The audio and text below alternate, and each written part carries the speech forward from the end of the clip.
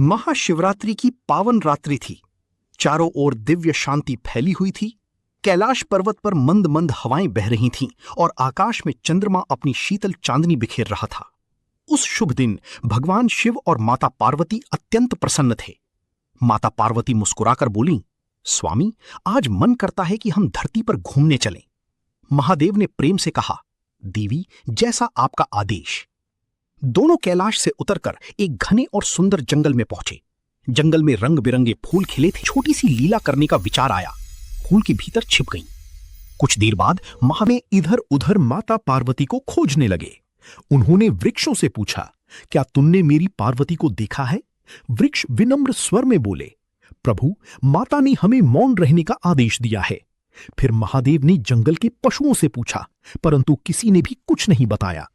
तभी एक सुंदर नीलकंठ पक्षी उड़ता हुआ आया और महादेव के सामने बैठ गया। उसने अपनी पंख झुकाकर कहा, प्रभु, मैं आपकी क्या सेवा कर सकता हूं?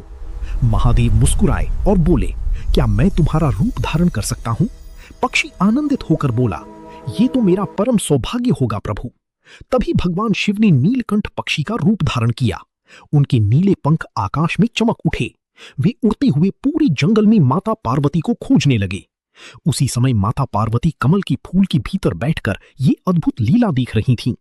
कुछ देर बाद महादेव उस कमल के पास पहुंचे।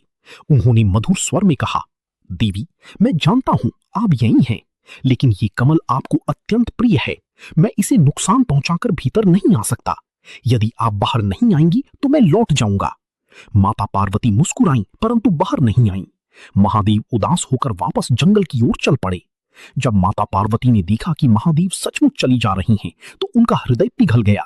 वे तुरंत कमल से बाहर निकलीं और चुपचाप उनके पीछे चलने लगीं। महादेव ने उनके कदमों की आहट सुन ली। वे रुक गए और मुस्कुराकर पीछे मुड़े। माता पार्वती लज्जा से बोली, प्रिय स्वामी, आप कहां जा रही थी? महादेव हंस पड़े। तभी दोनों ने आनंद में सर्प का रूप धारण किया और दिव्य नृत्य करने लगे। उनका नृत्य इतना अद्भुत, धरती पर गिरने लगी। माता पार्वती चिंतित होकर बोली, स्वामी, आपके शरीर से गिरती ये बूंदें कहीं कोई अनर्थ ना कर दें। महादेव शांत स्वर में बोले, देवी, चिंता मत करो। तभी धरती पर गिरी एक बूंद से स्वयं एक और महादेव प्रकट हो गए। उन्होंने आकर मूल शिव के चरण स्पर्श किए। फिर दूसरी बूंद गिरी और एक और शिव प्रकट हुए।